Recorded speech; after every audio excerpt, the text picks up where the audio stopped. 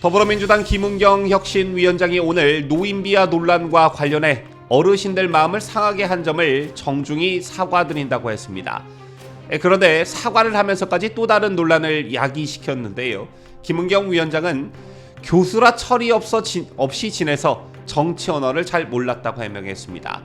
교수 전체를 철없는 집단으로 폄하한 것 아니냐, 이번엔 전국 교수들이 들고 일어나야 하는 것이 아니냐, 이런 말들이 나오고 있는데 1일 1사고 오늘도 김은경 논란은 계속되고 있습니다. 민주당 혁신위원회는 어제 오후 7시 강원 춘천의 한 호텔에서 당원과 지역 주민을 대상으로 지역순회 간담회를 가졌습니다. 애초 간담회는 지역 현안 파악과 민주당 지지율 회복 방안을 모색하기 위한 자리였다고 하는데요. 하지만 원래의 취지와는 달리 강성 지지자들의 성토의 장이 됐다고 하는데, 김은경 지키기 결의대회장을 방불케 하는가 하면 박근혜 끌어내릴 때처럼 왜 안 싸우냐라는 불만들도 쏟아져 나온 것으로 알려졌습니다. 잠시 후에 어제 현장 분위기 소식 자세히 전해드립니다. 미국이 오는 18일 캠프 데이비드에서 개최하는 한미일 정상회담의 공동성명에 한국과 일본이 공격당하면 서로 협의할 의무가 있다는 문구를 포함할 것을 추진하고 있다고 파이낸셜 타임스가 보도했습니다. 굉장히 큰 의미가 있다고 볼 수 있는데요. 잠시 후 관련 소식 상세히 보도합니다. 시청자 여러분 안녕하십니까? 뉴스데일리 베스트 미네코입니다. 더불어민주당 김은경 혁신위원장이 오늘 노인비하 논란과 관련해 어르신들 마음을 상하게 한 점을 정중히 사과드린다고 했습니다. 해당 발언이 있은 뒤 약 4, 5일 만에 공식 사과 입장을 밝힌 것인데요. 다소 늦은 타이밍도 문제였지만 사과를 함에 있어서도 부적절한 표현으로 또 다른 논란을 일으키고 있습니다. 자, 우선 오늘 공식 사과를 하기 전 어제였던 지난 2일 강원도 춘천에서는 강원도민과의 간담회가 열렸습니다. 이 자리에 참석한 김은경 위원장은 자신의 노인 폄하 발언을 언급하면서 다소 오해 있게 들으신 경우가 있다, 그로 인해 마음이 상하신 어르신들이 계시다는 걸 잘 알고 있다며 노여움을 푸시라고 말했습니다. 김은경 위원장이 무심코 한 말 일수는 있겠으나 또 제가 말꼬투리를 잡으려 하는 것이 아니라 오해라는 말의 사전적 뜻은 무엇이 가진 뜻을 잘못 이해하거나 또는 잘못 풀이함을 뜻합니다. 그렇다면 나는 그렇게 말한 게 아닌데 니들이 잘못 알아들었다, 니들이 잘못 이해한 것이다, 이런 취지의 말이 되는 것이지요. 또 김은경은 어제 간담회 자리에서 저도 곧 60이다, 곧 노인 반열에 가는데 교수라서 철없이 지내서 정치 언어를 잘 몰랐다며 정치적인 맥락에서 무슨 뜻인지도 깊숙이 숙고하지 못한 어리석음이 있었다고 했습니다. 자, 이 같은 김은경의 발언이 알려지면서 해명이 부적절했다는 지적이 쏟아졌는데요. 특히 교수라서 철없다라는 발언이 문제가 됐습니다. 즉각 온라인상에서는 이번엔 교수들이 들고 일어날 발언 아니냐, 교수라서 철없다는 게 무슨 논리인가, 대한민국 교수들을 다 철없는 사람으로 만드네, 노인 폄하로는 부족해서 이제는 교수 폄하까지 하냐 등의 비판이 이어졌습니다. 또한 정치를 잘 모르는데 왜 정치를 하냐, 철없고 정치 언어를 모른다고 사과까지 빼먹으려 하면 되나, 노인 폄하랑 정치 언어가 도대체 무슨 상관이냐 등의 반응이 잇따랐습니다. 제가 따로 비판할 것도 없이 네티즌들이 워낙 일목요연하게 비판을 잘 했는데요. 네티즌 말들이 틀린 게 하나도 없습니다. 그냥 깔끔하게 사과만 이르면 될 것을 교수라서 철없이 지내서 정치 언어를 잘 몰랐다라는 말을 왜 가져다 붙이는지 김은경 위원장의 정신세계를 의심하지 않을 수 없을 지경인데요. 아시다시피 김은경 사태의 본질은 노인 폄하였습니다. 또 세대 간 갈등을 부추겨 정치적 이득을 보려는 얄팍한 술수도 있었을 겁니다. 그런데 이 본질은 비켜간 채 내가 교수라서 철없이 지내서 잘 몰랐다, 내가 정치 언어를 잘 몰라서 그랬다, 이런 말들만 내뱉고 있으니 논란이 가라앉기는커녕 더욱 증폭될 수밖에 없는 것이겠지요. 지난 정권 추미애처럼 우리 진영 입장에서는 김은경이란 복이 넝쿨채 굴러 들어온 것만은 확실해 보입니다. 하지만 저런 사고와 가치관을 가진 사람이 대한민국 제1야당의 혁신위원장이라니 한편으로는 좀 서글픈 생각도 드는군요.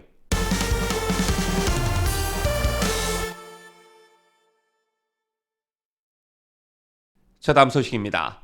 김은경 위원장의 노인 폄하 발언을 두고 어제 대한노인회와 국가원로회의 등 원로단체가 공개 비판을 내놓자 김은경의 발언에 동조했던 양이원영 민주당 의원이 대한노인회를 찾아 사과하고 박강원 민주당 원내대표가 대한노인회에 사과 방문하겠다고 밝히는 등 민주당이 진화에 나섰지요. 따라서 대리 사과라는 비판이 또 이어졌는데요. 김은경 위원장은 어제 노인 폄하 논란과 관련해 오해의 여지가 있었을 것 같은데 노여움을 푸셨으면 좋겠다고 유감을 표했으나 강원도민과의 간담회 참석 등을 이유로 대한노인회 등의 직접적인 방문을 하지는 않았습니다. 자, 그렇다면 어제 강원도민과의 간담회가 얼마나 중요한 자리였길래 공식 사과를 하루 늦췄을까요? 김은경 위원장을 필두로 한 민주당 혁신위원회는 어제 오후 7시 강원 춘천의 한 호텔에서 당원과 지역 주민을 대상으로 한 지역 순회 간담회를 가졌습니다. 자, 애초 간담회는 지역 현안 파악과 민주당 지지율 회복 방안을 모색하기 위한 자리였다고 하는데요. 하지만 원래의 취지와는 달리 최근 김은경 위원장의 실언 리스크, 혁신위가 동력을 잃었다는 비판 속에서도 김은경 지키기 결의대회장을 방불케 했다고 합니다. 채널 간담회는 취재진을 제외하면 약 50명 정도의 당원과 지역 시민이 자리했다고 합니다. 전반적으로 김 위원장의 노인 비하 논란에 대해 크게 개의치 않는 분위기였다고 하고요. 자, 오히려 언론을 향해 화살을 돌리는 분위기가 팽배한 것으로 전해집니다. 김 위원장을 향해 언론에 휘둘리지 말라고 하는 등 이번 사태를 언론에 돌리는 분위기가 읽혀졌고 김 위원장에 대한 위로와 특히 비이재명계에 대한 공세와 견제 쪽에 관심이 쏠렸다고 합니다. 이 자리에 참석한 자신을 평당원이라고 소개한 한 남성은 공천에서는 안 될 사람들이 있다면서 그게 누구냐? 44명의 이재명 대표 구속을 찬성하는 자들이라며 자기 정당 대표 구속에 찬성표를 던지는 것이 당원이고 국회의원이냐라며 목소리를 높이면서 당내 비명계를 저격했습니다.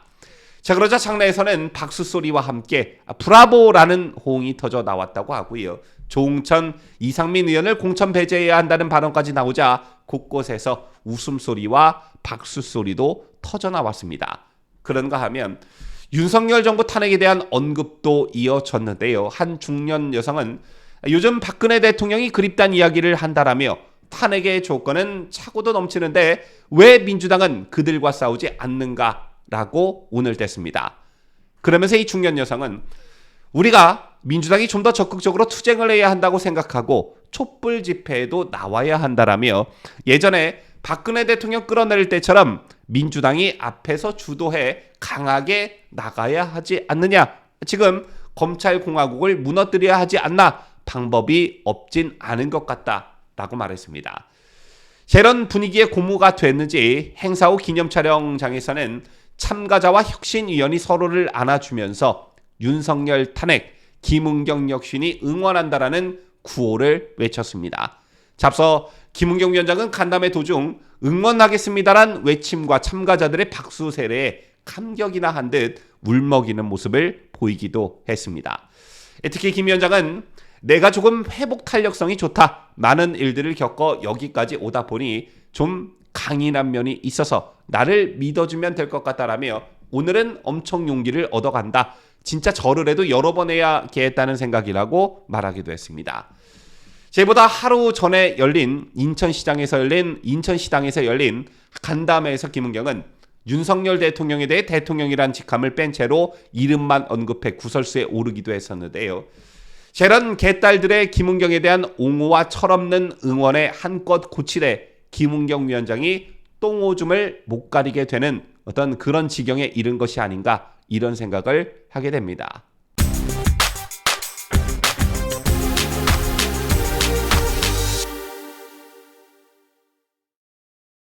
다음 소식입니다. 이미 예고된 대로 한미일 3국 정상회의가 오는 18일 미국 워싱턴 근교의 대통령 별장인 캠프 데이비드에서 열립니다. 이 정상회담이 갖는 의미가 정말 상당하다 이렇게 볼 수 있는데요.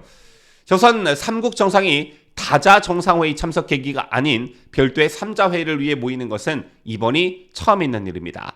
다자 회의 때면 상투적으로 의뢰 만났던 한미일 정상이었지만 이처럼 따로 한 자리에 모이는 것은 삼국 공조가 새로운 단계로 접어들었음을 대내외적으로 알리려는 것이다. 이렇게 보시면 되는데요.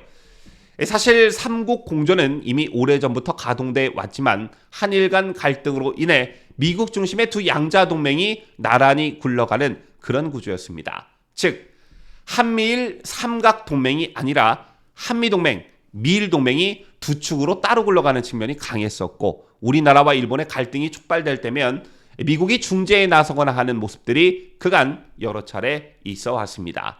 하지만 윤석열 대통령의 결단으로 한일 양자 관계가 급진전을 보이면서 그 토대가 마련됐고 드디어 한미일 정상이 한자리에 모이게 된 것입니다. 따라서 진정한 의미의 한미일 삼각 공조가 가동될 것이란 기대를 갖게 되는데요. 이런 가운데 미국이 오는 18일 캠프 데이비드에서 개최하는 한미일 정상회담의 공동성명에서 한국과 일본이 공격당하면 서로 협의할 의무가 있다는 문구를 포함할 것을 추진하고 있다는 외신 보도가 나왔습니다. 미국 백악관이 한일 양국이 공통 취약점을 갖고 있다는 문구를 성명에 명시하기를 원하는데 이게 무엇을 염두에 둔 것이냐? 예상하셨겠지만 북한과 중국을 염두에 둔 것이라는 겁니다. 다시 말해 한국과 일본은 북한과 중국이라는 공통적인 취약점을 가지고 있고 이를 보완하기 위해 한국과 일본이 공격당하면 서로 협의할 의무가 있다는 것을 강제한다는 것인데요. 이 밖에도 한미일 3국은 정상 간 3자 한라인 구축도 논의하고 있고 3자 군사훈련, 사이버 안보, 미사일 방어, 경제 안보 등을 강화하는 다른 조치들도 내놓을 것으로 예상된다는 것입니다. 이것과 관련해 크리스토퍼 존슨톤 미국 전략국제문제연구소 일본석자는 일본과 한국의 안보가 상호 연계되어 있다는 점을 확인하는 성명은 역사적인 일이고 양국의 미래 지도자가 폐기하기 어려울 것이라며 양국이 공통의 이익과 목표를 갖고 있다는 메시지를 보내는 이번 성명은 북한에서도 들리겠지만 특히 중국에 더 크게 들릴 것이라고 말했습니다. 북한에서도 들리겠지만 특히 중국에 더 크게 들릴 것이다. 이 말이 확 와닿는데요. 사실 미국 입장에서 보면 미국이 구축하고 있는 모든 연합 중에서 한미일 축이 가장 우려스러운 그런 형국이었습니다. 중국이라는 위협과 북한의 도발에 대응하기 위한 미국 중심의 연합체 어떤 것들이 있습니까? 일단 미국, 일본, 호주, 인도 등 4개국이 함께하는 안보협의체가 있고요. 미국, 영국, 호주 등의 안보협의체인 오커스가 있습니다. 이 중에 한미일 삼각공조만큼 위력적인 것은 없다 이렇게 말할 수 있는데 그동안 한일 간 갈등으로 이게 잘 안 됐다는 거지요. 그런데 윤석열 정부가 들어서 한일 관계가 급속도로 개선되면서 어떤 토대가 마련이 됐고 미국이 한국과 일본이 공격당하면 서로 협의할 의무가 있다는 문구를 공동성명에 포함할 것을 추진하기에 이름으로써 본격적인 한미일 삼각동맹이 그 위력을 발휘할 것이다라는 기대감을 갖게 하고 있는 것입니다. 이걸 어찌 윤석열 대통령의 결단에 따른 업적이라고 하지 않을 수 있겠습니까? 지금까지 저는 자유대한민국을 소화하는 뉴스데일리 베스트 민앵커였습니다.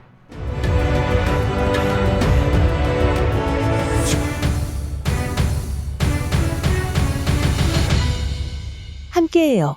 뉴스데일리 베스트.